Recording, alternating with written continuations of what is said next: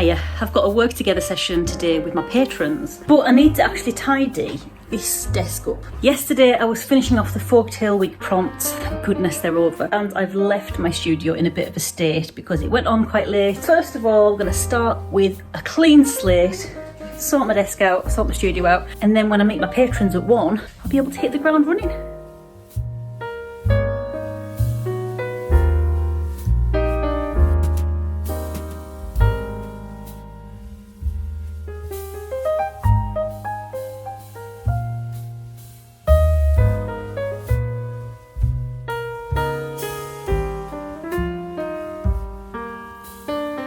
While I'm putting everything back away into my travel kind of go-to sketch bag, I thought you might like to see what I actually like to take out with me.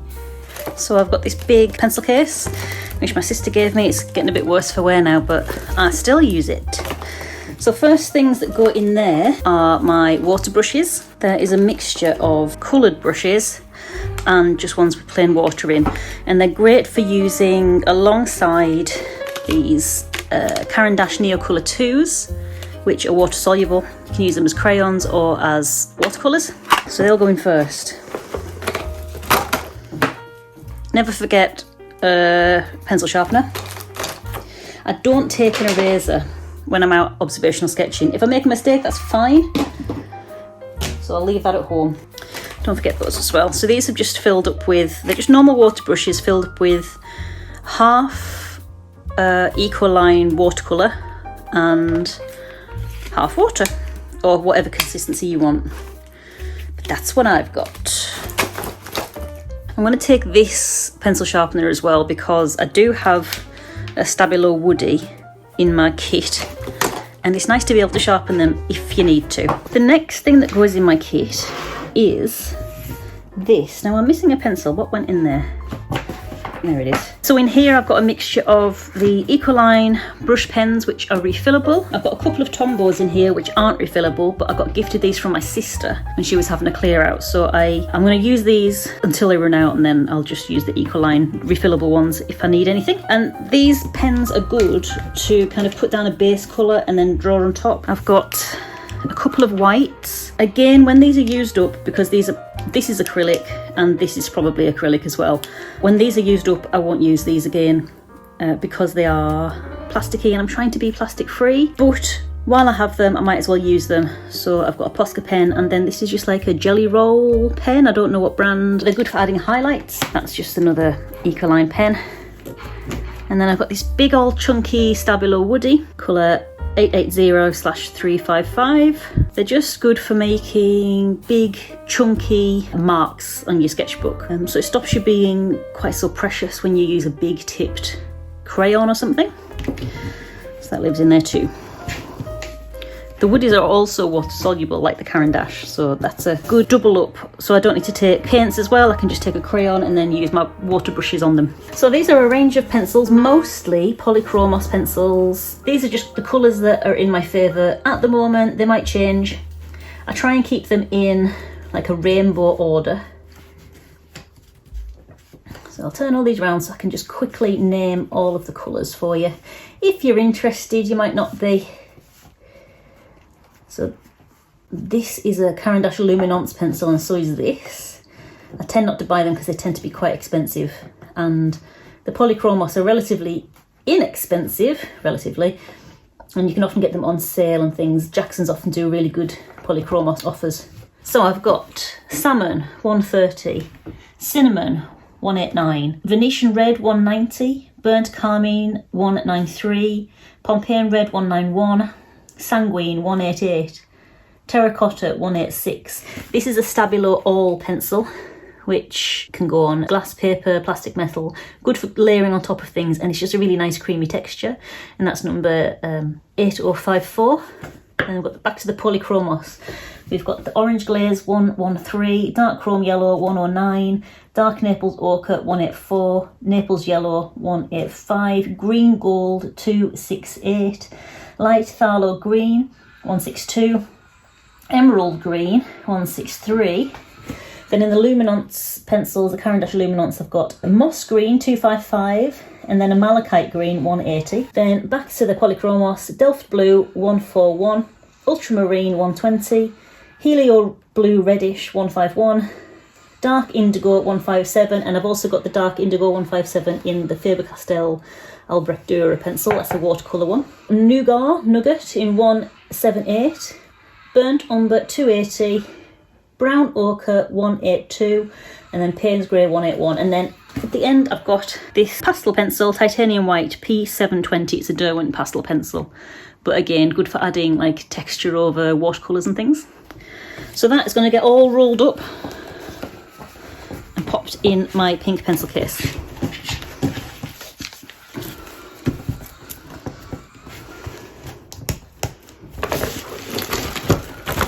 And then in this little tin I carry not nails but Caran d'Ache Neocolour 2s.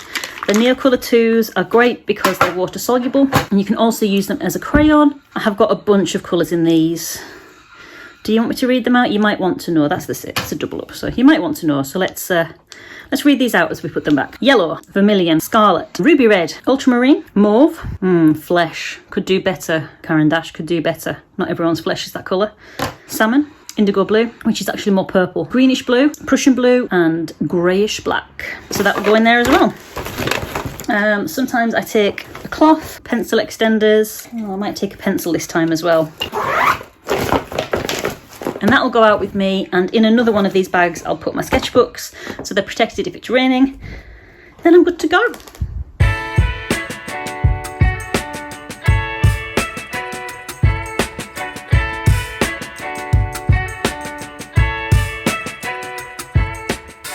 So it's almost time to start the work together session, and I've decided I'm going to try and get through this pile of remaining baubles so they're all ready for Christmas. So I've got my, hang on, here we go. I've got my tracing paper bauble like templates. Get them ready. I need to get some paints ready. So the paints I've been using are gouache. For those of you who didn't watch last time, yeah, I do use gouache, and someone asked in the comments how I seal it, because gouache is, traditional gouache, which I use, is water, it reactivates with water once it's dry. So I do have this, which is a spray varnish, and I use spray because if I were to use like a paint on varnish, it would smudge.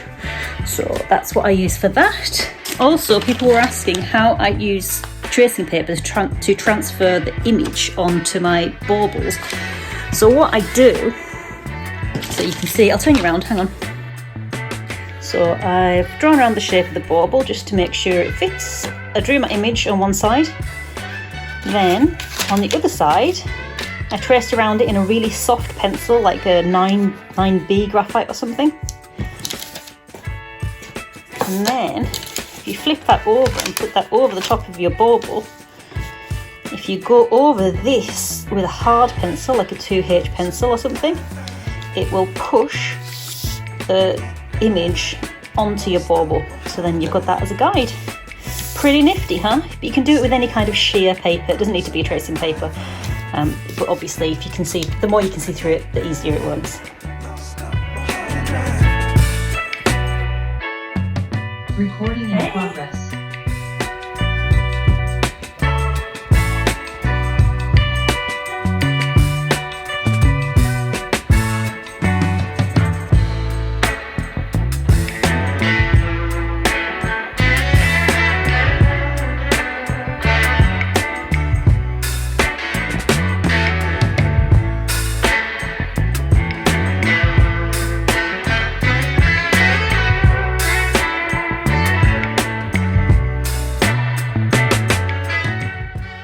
So that's the Zoom meeting over. My face has gone really red. I've had to put my jumper on because I'm painting and I didn't want to get paint on my t-shirt, so that's why I'm so red, I'm so warm. Look what I got done. So all of my baubles have been, the images have been transferred onto them, and I've painted a good, I'd say I'm a third of the way through the painting of one side. So you can actually get loads of work done in these sessions. And that's what some of the guys on there were saying. Like, the time just flew by.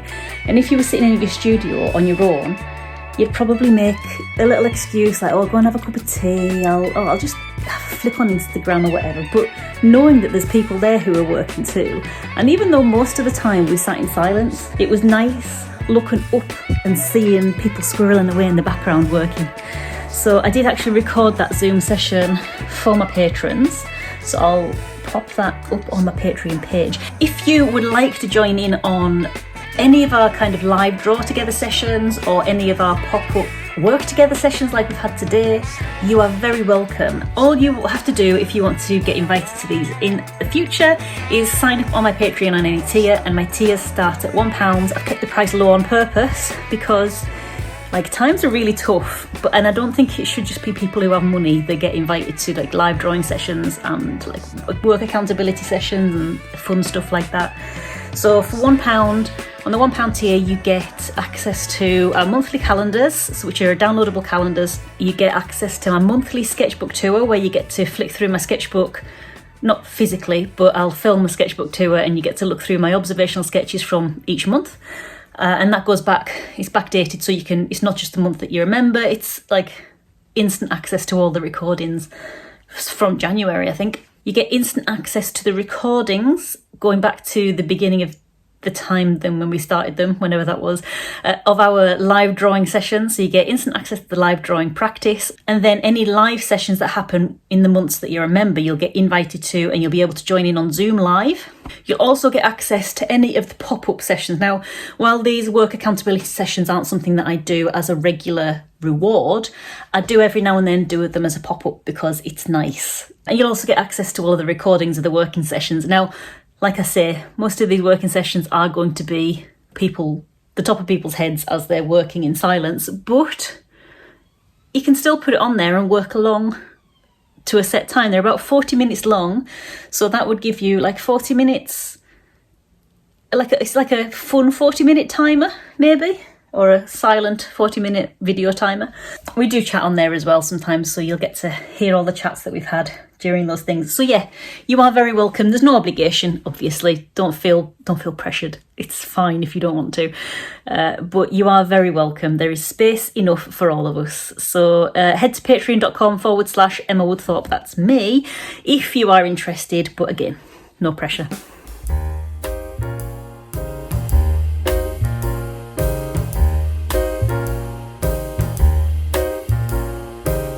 Okay, we're going to actually head to the cafe. So I've got my sketchbooks and my drawing things that we already sorted out.